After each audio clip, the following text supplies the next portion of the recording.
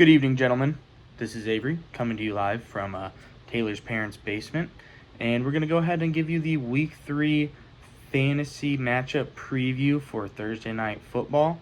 And how it will work from now on is I will do a Thursday preview, a Sunday slate preview, and then a Monday preview / wrap-up, as there's a good chance come Monday some of those games will probably be over with unless the NFL does some stupid fucking bullshit like give us a 10 o'clock Monday night game. But anyways,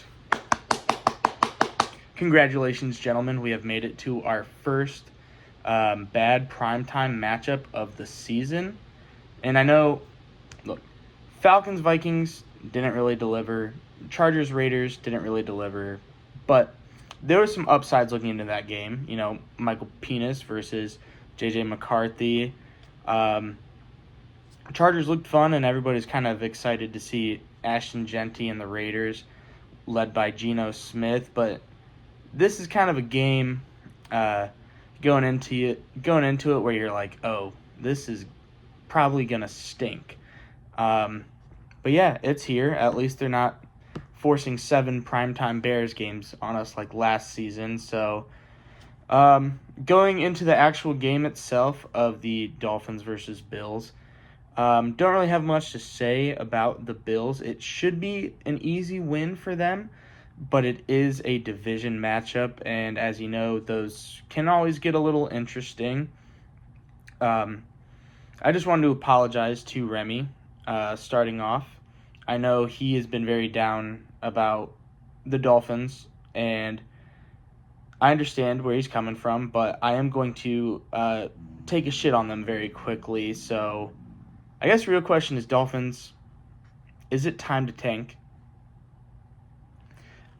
Tua is not the man, and clearly has not been the man for a couple years. I know he's been injured and stuff, but like, he's been on that Dolphins team for 5-ish years, like no results, no playoff wins, injury prone, stinky, absolute turd.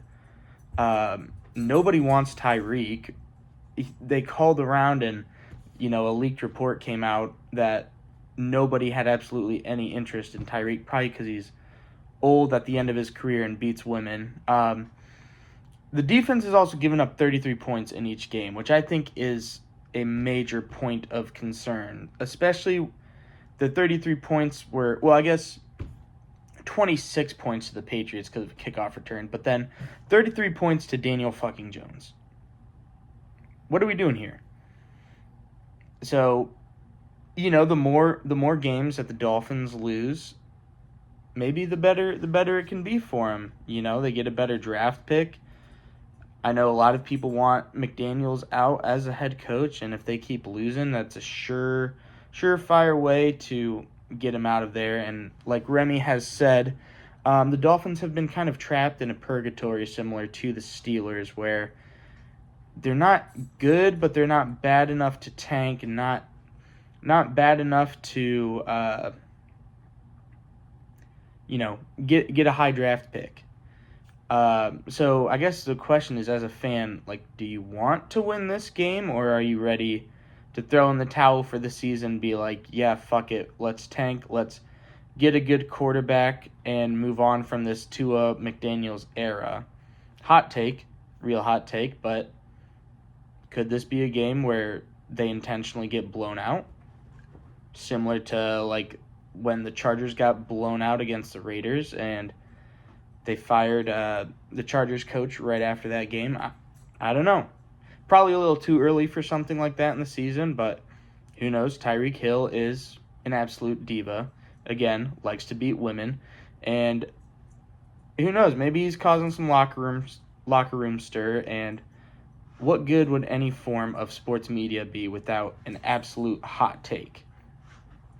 But also, Dolphins, you should not try and tank too hard. Shout out Brian Flores for that, so don't want another lawsuit. So now we'll get into the actual fantasy content. So I'm going to go in order of each game by the rankings via Sleeper, not Willem and Lucas, sorry. But Whoever's ranked number 1 in sleeper for our league at the time, they'll get the first, then number 2, and so on. So our first matchup is Willem versus Miles. Looking at Willem's roster in terms of just for tonight, James Cook is 100% a starter. A lot of signs point to him having a great game. Also, something to look out for is Jalen Wright, first game of the season. So, who knows? Maybe he'll get in some touches with Achane and could see some positive out of him, but who knows? Just don't drop him like Bucky Irving. More so to discuss about Miles. Miles, the question is, should you start Tyreek Hill? Fact or fiction? He has thrown more punches at women than receptions this season. Probably fact. And there are a lot of signs that are pointing to a blowout. The Bills have shown with their win against the Ravens and their absolute stomping of the Jets that they are a team that is 100% ready for the postseason starting out the gate. And I think Tua could struggle in this game. The Bills are a very, very established team. So I guess the question is, who should you start instead of Tyreek Hill? I have a couple suggestions. The first one is Cooper Kupp. Cooper Kupp has struggled week 1, but appears to have kind of settled in at Seattle game 2. He's scored at least like 15 or 16 points with Seattle in that game 2. Maybe Sam Darnold white on white, you know. Also, they play the Saints next week, and the Saints let up 26 points to an injury-plagued 49ers offense that had Mac Jones as a starting quarterback. Now, I know Christian McCaffrey is, you can say he carried the team that game. Sure, he's probably going to get fed a lot, or he probably, I fucked up, but I don't want to stop the recording. But Christian McCaffrey did contribute a lot of that 49ers offense against the Saints, but still, again, you're letting up 26 points to Mac fucking Jones. So, I don't know, I think Cooper Kupp could be a possible alternative to Tyreek Hill. Option number 2 is JMO. Now, Detroit's offense looks like it did fix itself in week 2. I know it is the Bears, but at the end of the day, when you're in the NFL and you're hanging 50 points on a team, that is not an easy thing to do. The Ravens' offense looks very explosive, and this could easily turn into a shootout, in my opinion. The thing is, JMO does have big play potential, but I feel like he is very inconsistent. There will be, a game where he breaks off a 70-yard touchdown reception and scores 20-something points, but then next week he's shut down to like 2 receptions for 4 yards or something. I think he is very hit or miss. So I feel like it is a little bit of a toss-up. I know, again, Tyreek did kind of appear to find his stride last week against the Patriots, but I could see it going very poorly, and I think those are 2 of the best options for you as opposed to Tyreek Hill. So next up is Hunter versus Lucas. Hunter is ranked number 2 in the league right now through Sleeper. I know you fucking Lucas and Willem are just waiting for me to say Remy's name and foaming at the mouth, but no, it is Hunter next. So, Hunter, you should start Tua. Just kidding. Josh Allen is definitely the right choice there. Next, we have Lucas starting Keon Coleman, which could be good, as, again, I've kind of stated very well. Probably will be a blowout. Could be wrong. Could be eating my words, but a lot of signs are pointing to it again. But The only thing with Keon Coleman is that the Bills don't really have a wide receiver one. It's kind of like the Josh Allen show with James Cook, and then they have like 3 or 4 good wide receivers, but none of them really like stick out there. There is an alternative with Charbonnet, but that's kind of shooting yourself in the foot if you plan on starting Kenneth Walker. And I know your Michigan State ass is not going to bench Kenneth Walker for Charbonnet. So there are also a few other alternatives to this. Bashul, I think I said that right, Tootin. Could be a fun alternative, but he was limited in practice today. And he did look pretty good, but we're also talking about the Bengals defense. So you have to take that with a grain of salt. And another player that could be a little bit of a gamble, but might be sneaky, Hunter Renfrow. Now, I understand Bryce Young is very bad, and the Atlanta defense does look pretty solid, but Hunter Renfrow still had 2 touchdowns and 7 receptions, and I don't know. I think Hunter Renfrow could put up just as many points as Keon Coleman based on his Week 2 performance. And finally, this one, I think Hunter Renfrow is probably your second best or your best option, but you could pull Judkins off the taxi squad.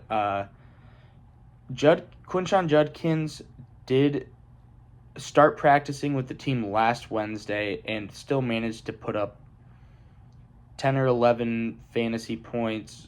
And it seemed very clear that Stefanski and the Browns wanted to get Judkins working, and a lot of signs are pointing to him being RB1. Also, Joe Flacco, unfortunately, kind of sucks dick right now. I love him for what he did in the 2023 season, so it does pain me to slander him, but he is 40 years old, and he looks 40 out on the field, so the Browns could be kind of turning into a Judkins, Dylan Sampson, RB1, RB2, have them be the bell cows of the offense sort of situation. The only problem is that they play the Packers, and as we know, the Packers do look really, really good, and their defense looks amazing. And right now, I think they're the team to beat in the NFL. So the Browns are probably going to get dog walked, especially in their all-brown fucking uniforms. Sponsored by Dude Wipes. Yeah, can't wait to watch that game. Anyways, enough about the Browns. So now we're getting to our third matchup, which, don't worry, Willem, don't jump out of your seat, but it is Remy versus Grant. So Remy, Achane has definitely proven he's RB1 despite Miami. Grant, you have nobody playing tonight. I just hope that you packed a lube down to Hunter's house in case Remy makes a surprise visit and puts his cock inside your butt. Matchup number 4, we have Blade versus Connor. Blade, right now it says you're starting Josh Palmer.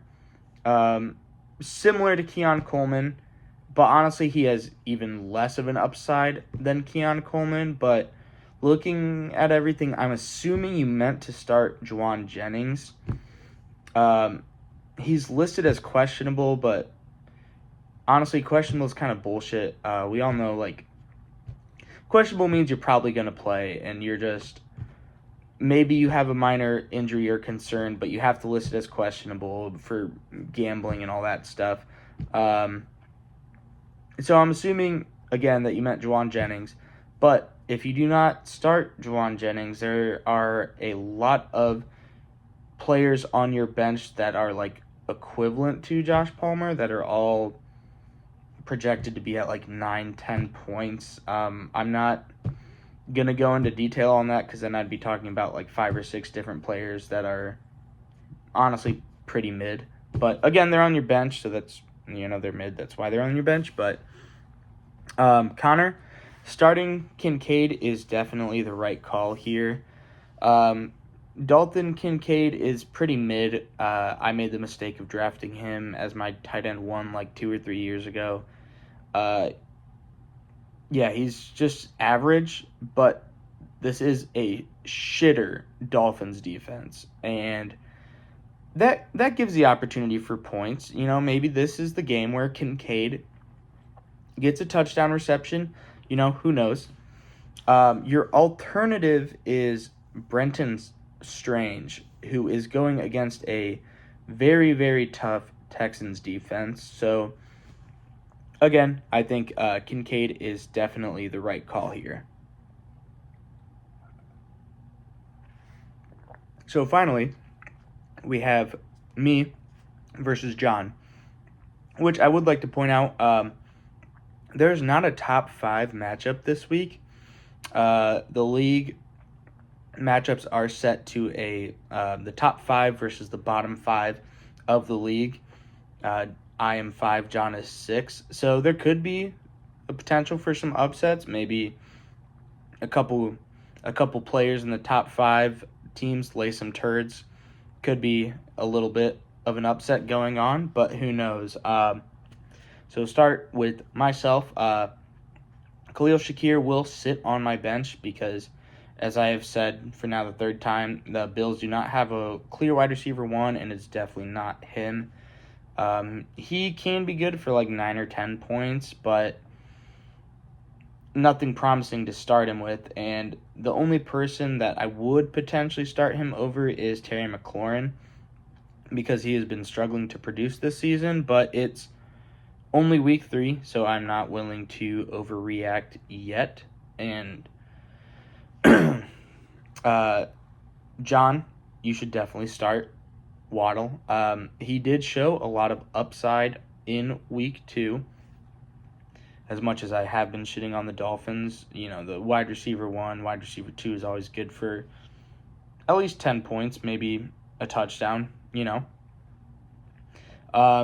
Your alternatives here could be Rashid Shaheed, who he did show some upside last week, but he is also very, very hit or miss. And I don't know, the Saints offense is just weird.